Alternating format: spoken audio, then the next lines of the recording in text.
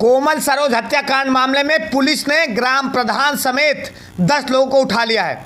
और उठाया भी कब है? अपराधियों की तरह रात में भोर के समय 3-3:15 बजे चश्मदीदों का बताना है कि पुलिस का पूरा एक जत्था आता है, घरों में तोड़फोड़ करता है और बाकायदा उठा ले जाता है।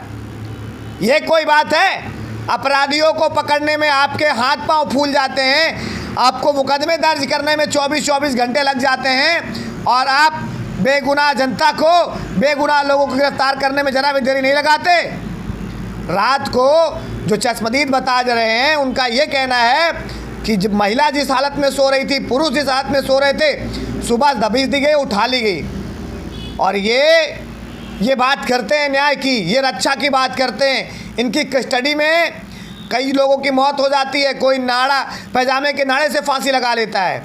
और ये नेता जो आते हैं चंद लोग, 200 लोगों पर FIR दर्ज ना हो, लिखित शिकायत पत्र, लिखित प्रार्थना पत्र दिया गया था उस परिवार की तरफ से। क्या हुआ? ये मौत पर राजनीति करने वाले लोग क्या भला करेंगे आपका? अरे TRP थी, PR था, बड़े बड़े नेता आए, अब कहाँ चले गए? वो गरीब जनता को कौन बचाएगा? वो गांव वाले कहाँ रहेंगे अब?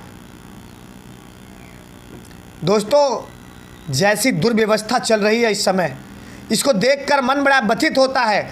आप आवाज़ उठाओगे तो आपकी आवाज़ दबा दी जाएगी, आप हक की मांग करोगे तो आप जेल में डाल दिए जाओगे।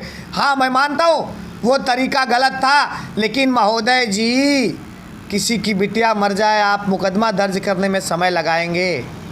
ये कहाँ तक का न्याय है महोदय जी? ऐसे चलेगा तो कैसे चलेगा? पूछता है विनय और पूछता है उत्तर प्रदेश, पूछता है प्रतापगढ़।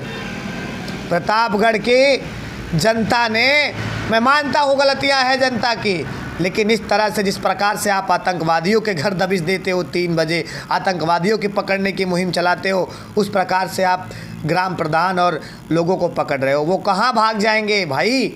वो घर पर रहेंगे। आपने बाकायदा चिन्हित कर करके वो 200 लोगों को गिरफ्तारी करने की बात कही है, मुकदमा दर्ज किया है।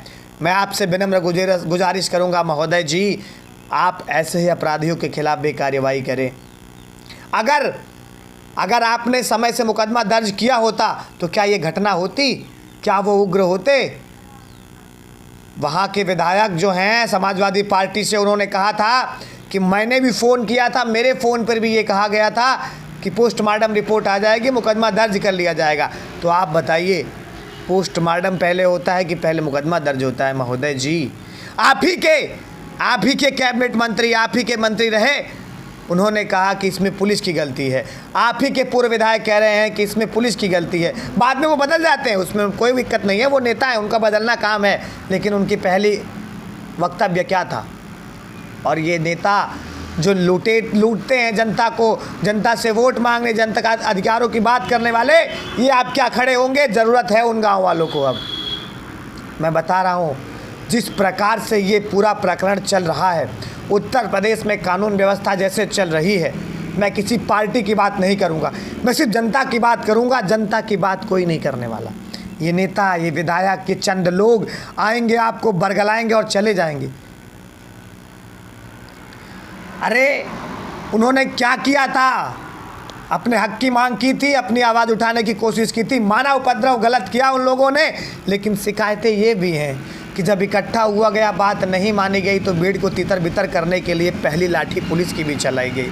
क्या इस पर विषय हुआ? इस पर जांच हुआ? महोदय जी, वो विकलांग बिटिया, वो दिव्यांग बिटिया, वो दिव्यांग माँ, उसका सहारा तो छिन गया महोदय जी।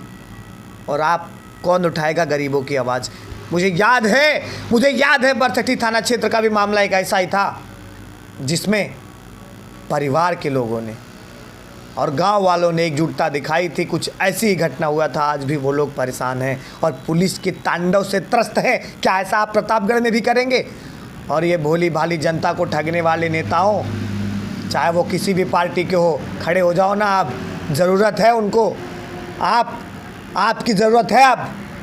और ये चंद TRP वाले पत्रकार और चंद TRP वाले ये नेतागण, इनसे तो आप सावधान रहो मित्रों। मैं पूरे प्रकरण का संज्ञान में हूँ और जैसे ही कुछ खबर आती रहेगी मैं आपके बीच आता रहूँगा। इस मामले की पल पल की अपडेट अब मैं रोज़ दूंगा और आप कहीं मत जाएं, बने रहें हमारे साथ। आपका अपना अभिनय विवादिया, नमस्कार। दोस्तों, आवाज़ उठाना काम है, आवाज़ उठाऊंगा और अब इस मामले को और